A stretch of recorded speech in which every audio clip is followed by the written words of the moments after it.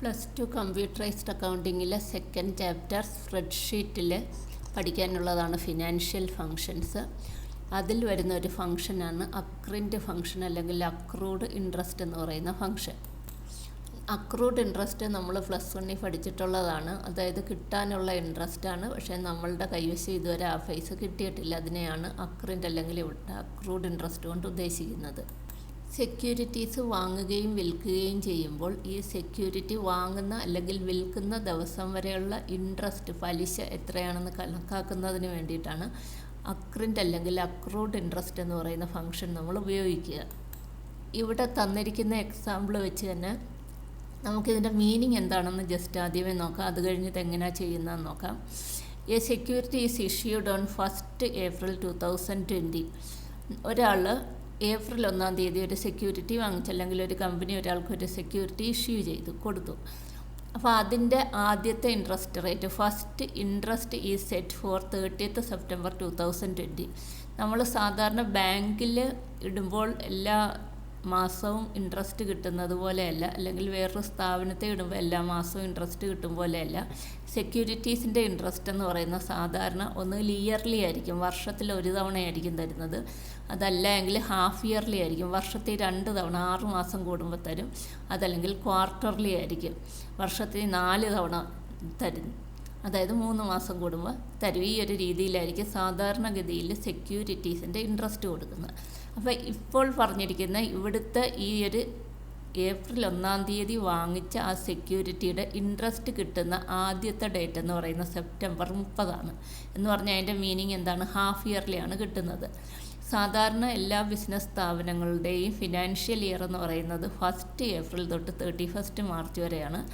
അപ്പോൾ 1 April തൊട്ട് April, May, June, July, August, September 6 മാസം എന്ന് പറയുന്നത് September 30 കഴിയും. അടുത്ത 6 മാസം എന്ന് പറയുന്നത് March 31 ആകുമ്പോൾ കഴിയും.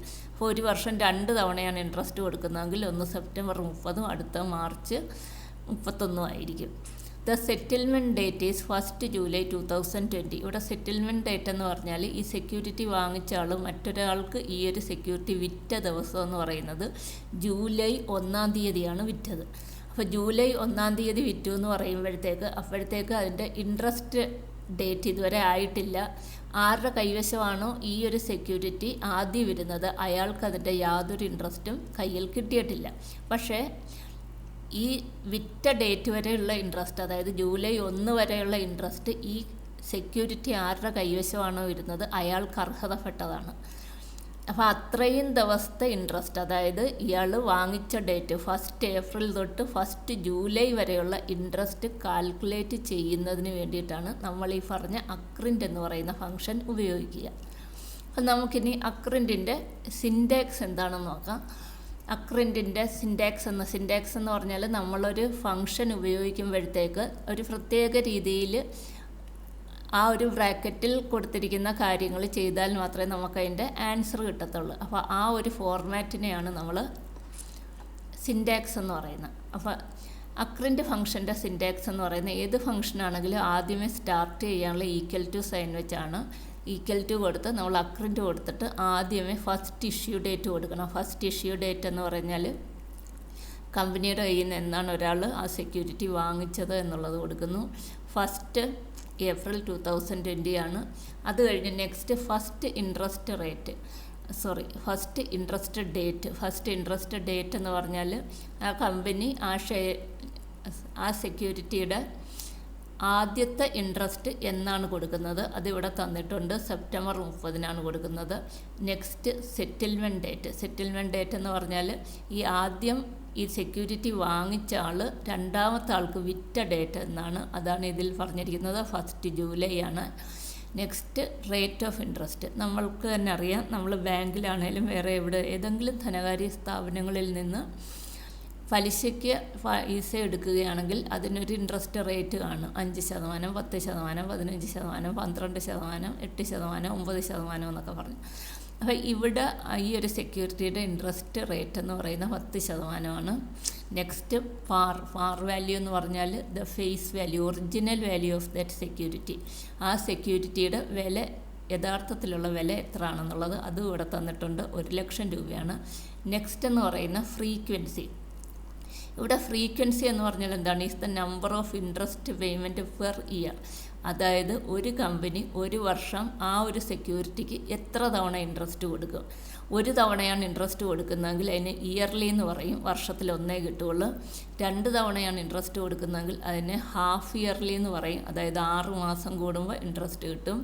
4 തവണയാണ് ഇൻട്രസ്റ്റ് കിട്ടുന്നതെങ്കിൽ അതിനെ ക്വാർട്ടർലി എന്ന് പറയും, അതായത് 3 മാസം കൂടുമ്പോൾ ഇൻട്രസ്റ്റ് കിട്ടും. അപ്പോൾ ആ ഒരു ഫ്രീക്വൻസി, ആ ഒരു പീരീഡ് എത്രയാണെന്ന് ഈ ക്വസ്റ്റ്യനിൽ തന്നിട്ടുണ്ട്. Interest is paid half yearly, വർഷത്തിൽ 2 തവണയാണെന്ന് പറയുന്നുണ്ട്. അതുകൊണ്ട് നമ്മളതിന് 2 എന്ന് അവിടെ ഫ്രീക്വൻസി കൊടുത്തു.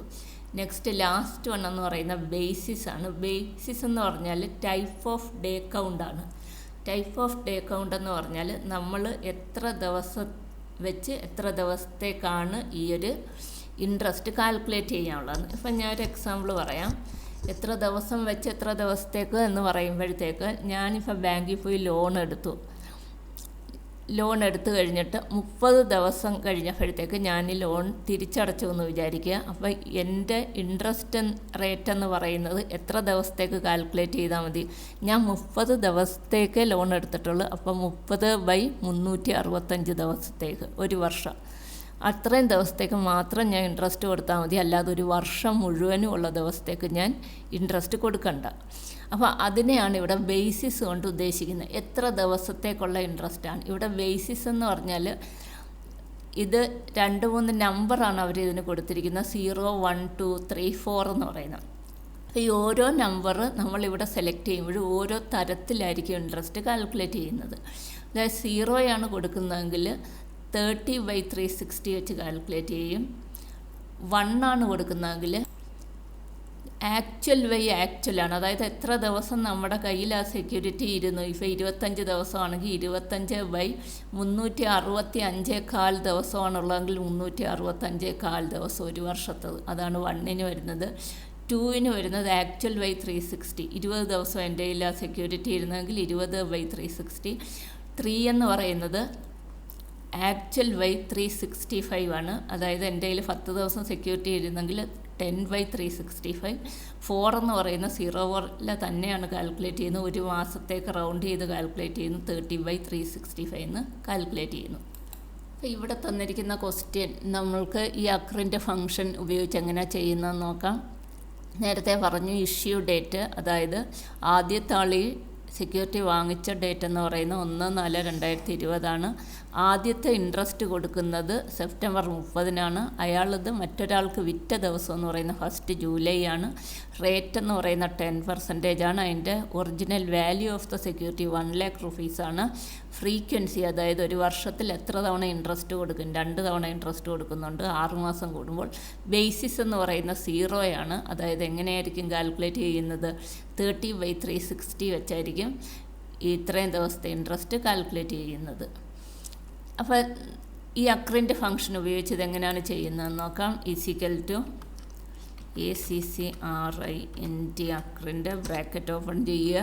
ഇനി ജസ്റ്റ് ഓരോ സെല്ലായിട്ട് ഇവിടെ പറഞ്ഞിരിക്കുന്ന അതേ ആ ഒരു സിൻടാക്സ് വെച്ച് തന്നെ നമ്മൾ ഇതിനകത്തോട്ട് ഇത് ഇൻപുട്ട് ചെയ്താൽ മതി. ഇഷ്യൂ ഡേറ്റ് കൊടുത്തിരിക്കുന്ന സെല്ല് ഏതാണ്? B18 ആണ്. B18 കൊടുത്തു, കോമ. അടുത്തത് ഫസ്റ്റ് ഇൻട്രസ്റ്റ് ഡേറ്റ് കൊടുത്തിരിക്കുന്ന സെല്ല് ഏതാണ്? B19 കൊടുത്തു. അടുത്ത സെറ്റിൽമെൻറ്റ് ഡേറ്റ്, അതായത് ഈ സെക്യൂരിറ്റി വിറ്റ ഡേറ്റ് എന്ന് പറയുന്നത് കൊടുത്തിരിക്കുന്ന സെല്ല് ഏതാണ്? B20 കൊടുത്തു. അടുത്തത് റേറ്റ് കൊടുത്തിരിക്കുന്ന സെല്ല് ഏതാണ്? B21 കൊടുത്തു. പാർ വാല്യൂ, അതിൻ്റെ ഒറിജിനൽ വാല്യൂ കൊടുത്തിരിക്കുന്ന സെല്ല് ഏതാണ്? B22 കൊടുത്തു. ഫ്രീക്വൻസി, ഒരു വർഷം എത്ര തവണ ഇൻട്രസ്റ്റ് കൊടുക്കുമെന്ന് കൊടുത്തിരിക്കുന്ന സെല്ല് ഏതാണ്? B23. അടുത്ത ബേസിസ്, എത്ര ദിവസത്തേക്കാണ് കാൽക്കുലേറ്റ് ചെയ്യേണ്ടതെന്ന് കൊടുത്തിരിക്കുന്ന സെല്ല് അടുത്താണ് B24 ആണ്. ഇത്രയും കൊടുത്ത് ബ്രാക്കറ്റ് ക്ലോസ് ചെയ്ത് എൻ്റർ അടിക്കുമ്പോഴത്തേക്ക് 2500 രൂപയെന്ന് കിട്ടും. അതായത് ആദ്യത്തെ ആളിന് കിട്ടാനുള്ള ഇൻട്രസ്റ്റ് എന്ന് പറയുന്നത് എത്ര രൂപയാണ്?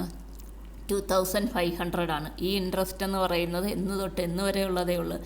ഏപ്രിൽ, മെയ്, ജൂൺ 3 മാസത്തേക്കുള്ള ഇൻട്രസ്റ്റാണ് നമ്മൾ ഈ കാൽക്കുലേറ്റ് ചെയ്ത് വെച്ചിരിക്കുന്നത്.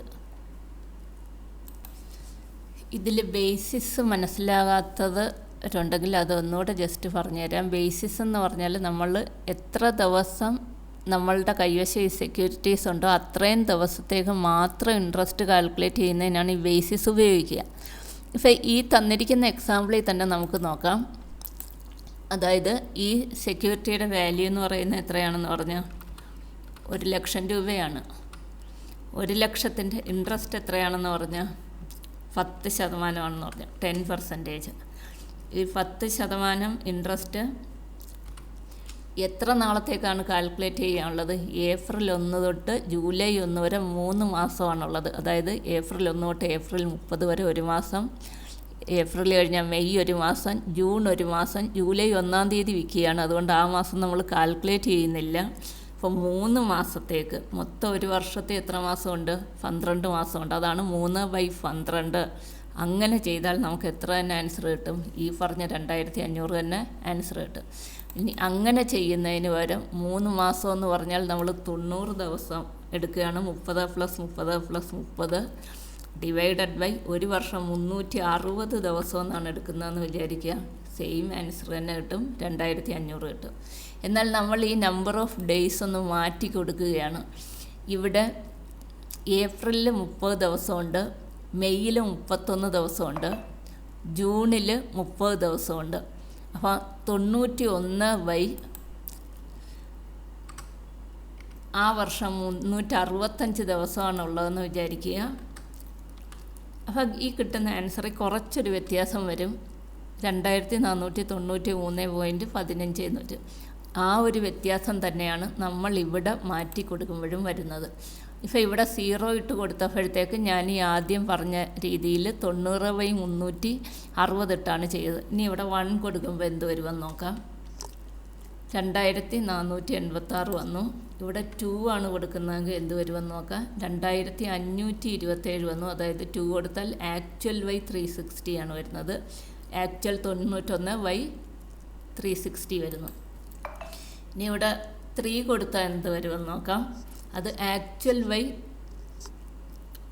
ഇതേ ആൻസർ തന്നെ വന്നു. ആക്ച്വൽ 365 ആണ് വരുന്നത്. 2493.15. ഇനി 4 കൊടുത്താൽ ആദ്യം വന്നത് തന്നെയാണ് വരുന്നത്. അതായത് 30/360 തന്നെയാണ് അതിനും വരുന്നത്. സാധാരണ അക്രൻ്റ് ഫംഗ്ഷൻ പ്രാക്ടിക്കലിനെ ചോദിക്കാറില്ല, തിയറിക്കാണ് കൂടുതലും ചോദിക്കുന്നത്. അതിൻ്റെ സിൻറ്റാക്സ് പഠിച്ച് വെച്ചേക്കണം. സിൻറ്റാക്സ് ഇമ്പോർട്ടൻ്റ് ആണ്. ആ സിൻറ്റാക്സിൽ വരുന്ന ഓരോ ഐറ്റവും എന്താണ് ഉദ്ദേശിക്കുന്നതെന്ന് പഠിച്ചു വെച്ചിരിക്കേണ്ടതാണ്.